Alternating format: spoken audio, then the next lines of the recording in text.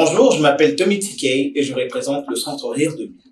Le Centre Rire 2000 est un organisme à but non lucratif qui œuvre dans la région de Québec depuis plus de 20 ans.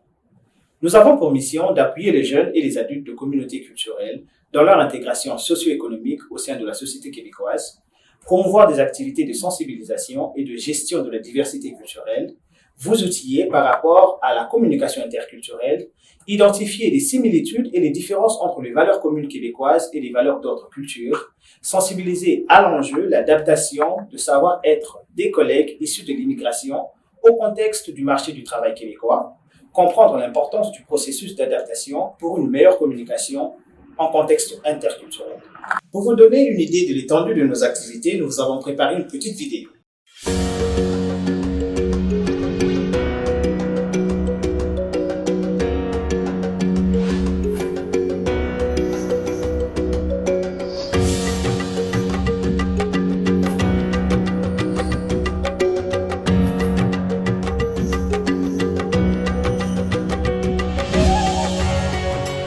Le Centre Rire 2000 œuvre dans la région de Québec depuis 1996. Cet organisme à but non lucratif a pour mission d'appuyer les jeunes et les adultes des communautés culturelles qui éprouvent des difficultés dans leur cheminement scolaire et académique, ainsi que dans leur intégration socio-économique au sein de la société québécoise.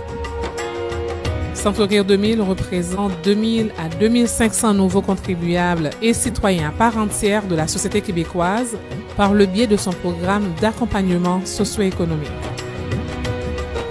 Par année, le Centre Rire 2000, c'est l'accompagnement et l'intégration socio-économique de 650 à 700 personnes immigrantes et québécoises, membres des minorités visibles, par le biais de ses différents services.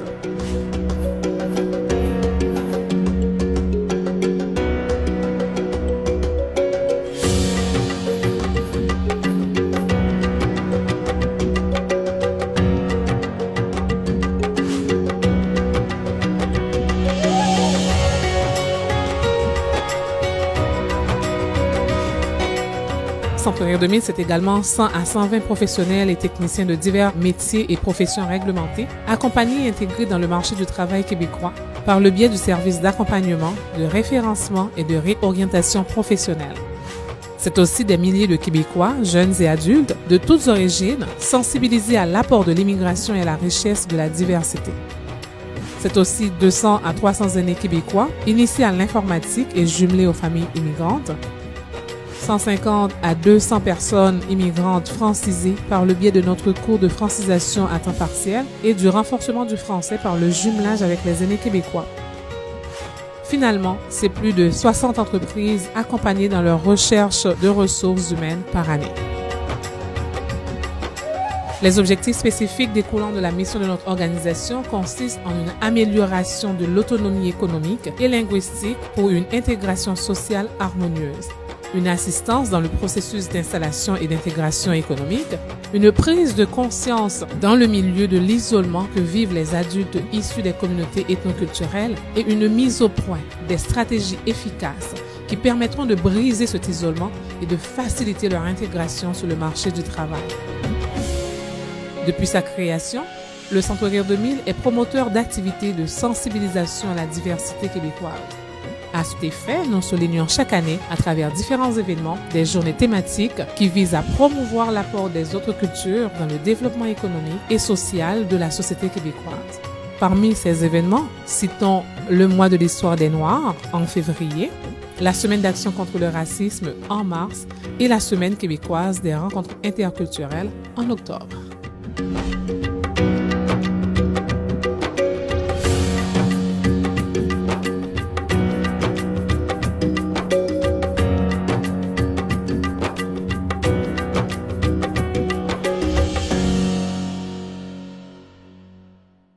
Pour la foire de l'emploi, cette année, nous avons choisi le thème de la dualité des valeurs en milieu d'emploi. Alors, qu'est-ce qu'est la dualité des valeurs? Pour comprendre ces concepts, nous allons regarder l'exposition d'une artiste québécoise d'origine polonaise, Katarzyna Chmielacz, qui est détentrice d'un baccalauréat en Fine Art, Studio Art et Art History dans l'Université de Concordia. C'est dans le contexte d'incompréhension existentielle qu'elle a créé le tableau Symbiose de valeurs. La conception de ces toiles découle d'une démarche de réflexion de 3 ans entre les membres de communautés culturelles et s'inscrit dans le cadre d'un projet visant à faciliter leur intégration harmonieuse au sein de la société québécoise. Pour ça, je vais passer la parole à ma collègue Ariane qui se fera le plaisir de vous présenter l'exposition. Comme Tommy nous l'a bien expliqué, les 8 toiles que je vais vous présenter illustrent de manière artistique le parcours de l'immigrant. Plusieurs messages et allusions se cachent derrière ces œuvres et cela révèle d'une manière créative la complexité du processus d'intégration, autant sur le plan émotif, psychologique et physique. Cette exposition a d'ailleurs été présentée il y a quelques années dans le cadre d'une comédie musicale réalisée par un groupe de jeunes ainsi que le Centre Rire 2000 sur la thématique de la dualité des valeurs et la symbiose des valeurs. C'était un moyen très innovant de soulever la réflexion sur le parcours des familles immigrantes d'ici et d'ailleurs. Ça a permis de souligner l'importance des valeurs de notre société québécoise ainsi que l'apport des valeurs d'ailleurs qui agrémentent notre société actuelle riche de sa diversité. Voici le premier tableau qui représente les adieux. Les adieux incarnent ce que l'on laisse derrière soi, comme son histoire, ses raisons et ses proches, lorsqu'est prise la décision de quitter son pays. On y observe une table au centre de toutes les rencontres et réunions de famille qui représentent les derniers moments avant le départ. Le deuxième tableau représente le voyage vers l'inconnu. La personne qui quitte son pays pour s'établir sur une nouvelle terre d'accueil voyage avec sa culture d'origine. Le voyage vers l'inconnu marque le début de la dualité des valeurs pour tous les membres de la famille immigrante et particulièrement pour les enfants qui n'ont généralement pas fait le choix de ce nouveau départ et qui peuvent ressentir une forme de déracinement. Le troisième tableau représente la nouvelle réalité. Dans un nouveau pays et dans une nouvelle culture, dans une société qui nous est inconnue, on ne comprend pas toujours les manières d'être et d'agir des gens. Cette situation peut amener un choc et un questionnement sur notre identité, nos façons de faire et nos façons de penser. La nouvelle réalité implique un processus d'adaptation qui va être graduel, qui ne sera certainement pas linéaire, mais qui va être très variable pour chaque personne au fil du temps. Le tableau suivant représente la désillusion, qu'on peut aussi qualifier de choc culturel. Après l'attrait de la nouveauté vient la désillusion. La personne migrante se questionne sur sa décision d'avoir tout quitté, travail, amis et famille. Le deuil devient plus difficile. Les différences entre les cultures, les valeurs et les comportements deviennent plus perceptibles. Ce qui était auparavant naturel ne l'est plus dans la nouvelle société. La personne va vivre un certain désenchantement, soit un sentiment d'agacement de ne pas pouvoir être aussi fonctionnel que dans son propre pays et de ne pas comprendre tout ce qui se passe autour de soi. De cela découle de la fatigue face aux efforts continuels nécessaires pour comprendre et s'adapter. Le cinquième tableau représente la reconstruction. Rebâtir son réseau dans une société où l'on ne connaît personne peut être ardu. Sortir de chez soi, participer à des activités, s'impliquer sont des moyens pour faire de nouvelles rencontres et développer son réseau, tant sur le plan social que professionnel. Le sixième tableau présente la dualité des valeurs. Le nouvel immigrant se retrouve partagé entre ses valeurs d'origine et celles de sa nouvelle société, vivant alors la dualité des valeurs. Cette dualité est plus perceptible chez les jeunes qui grandissent ici et qui sont donc davantage imprégnés de la nouvelle culture. Ils vivent entre deux mondes, les valeurs de leur société d'accueil et celles de leurs parents, sans véritable lien unissant les deux. L'avant-dernier tableau représente la recherche de soi. Se redéfinir et se redécouvrir dans sa nouvelle société marque le pas vers l'intégration. La recherche de soi passe par l'observation, la compréhension et l'appropriation des nouvelles valeurs.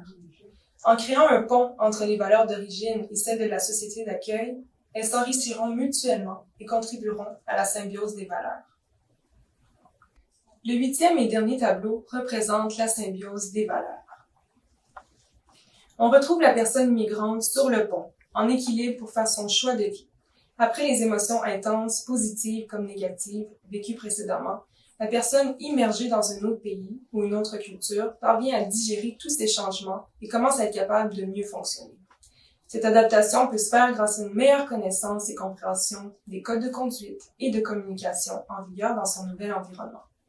La cible représente les objectifs de vie pour une intégration harmonieuse.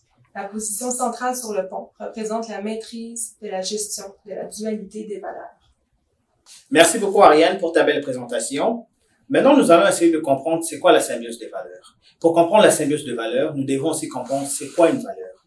Et nous savons que dans la société québécoise, il y a des valeurs propres à cette société que nous allons prendre le temps de connaître avec cette vidéo que nous avons préparée pour vous.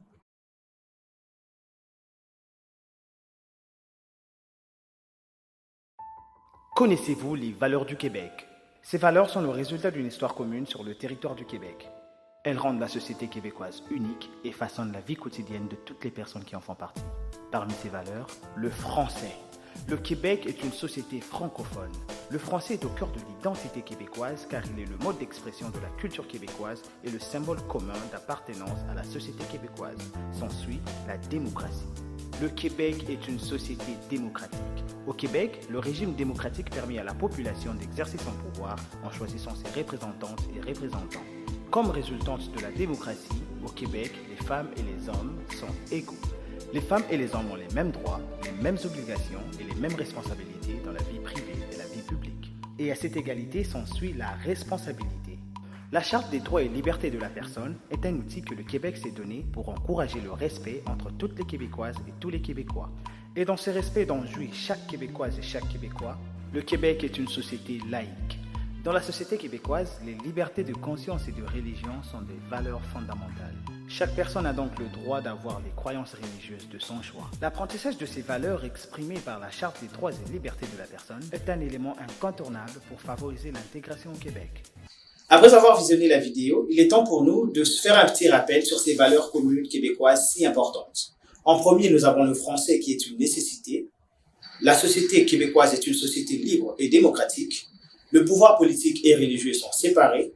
Nous sommes dans une société riche de sa diversité, une société reposant sur la primauté du droit. Les femmes et les hommes ont les mêmes droits au Québec. L'exercice du droit et des libertés de la personne se fait dans le respect de ceux d'autrui et du bien-être général. Pour mieux s'intégrer dans la société, il est important pour l'immigrant d'identifier et d'observer les éléments qui influencent les autres autour de lui. Parmi ces éléments, nous avons certains facteurs qui influencent nos comportements. Nous avons le cadre de référence, les codes des cultures, nos us et coutumes, les valeurs et personnalités.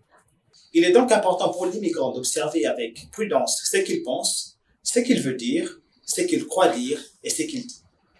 Ce qu'il a envie d'entendre, ce qu'il croit entendre et ce qu'il entend. Ce qu'il a envie de comprendre, ce qu'il croit comprendre et ce qu'il comprend. Il se fait et il est tout à fait normal qu'en tant qu'immigrant, qu'on ait des problèmes à communiquer. Et ces problèmes à communiquer sont souvent liés à des différences d'attitude et de comportement par rapport à la salutation, la poignée de main ou bise dans les contextes hors Covid, les relations amicales versus les relations professionnelles, l'autonomie, l'autorité, la gestion du temps, les capacités d'adaptation et d'intégration, les relations hommes-femmes.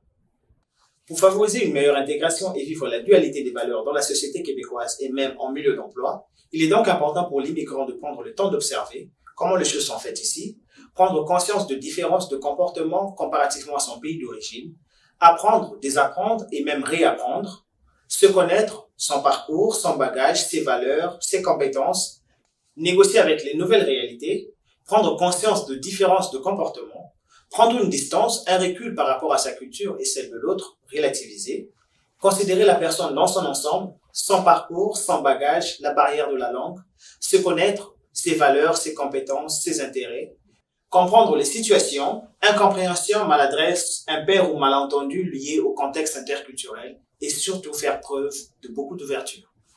Merci à vous tous et nous espérons que cette petite module va vous aider à mieux vous intégrer en milieu d'emploi. Et pour plus d'informations, vous pouvez nous contacter dans notre site web www.r2000.qc.ca.